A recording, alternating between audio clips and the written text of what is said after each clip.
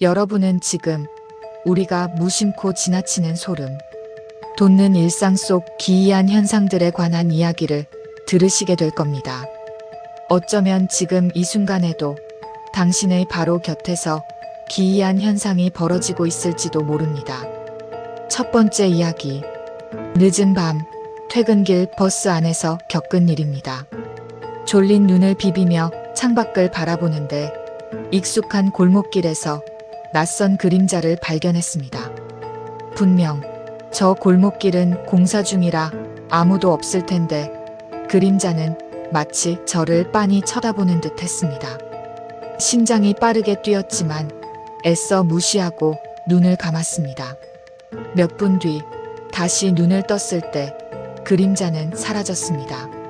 하지만 그날 이후 저는 그 골목길을 지날 때마다 알 수 없는 불안감에 시달려야 했습니다. 두 번째 이야기. 어느 날 아침 잠에서 깨어나 시계를 보니 평소보다 3시간이나 늦은 시간이었습니다. 분명히 알람을 맞춰놨는데 기억이 나지 않았습니다. 서둘러 준비를 하고 집을 나섰지만 이상하게도 모든 것이 낯설게 느껴졌습니다. 마치 다른 차원의 세상에 온 것 같았습니다.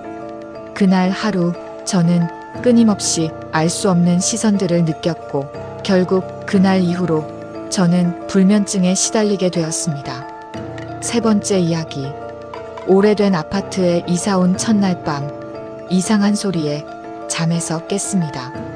벽을 긁는 듯한 소리, 낮은 신음소리. 처음에는 고양이 소리인가 생각했지만 점점 더 커지는 소리에 공포감에 휩싸였습니다.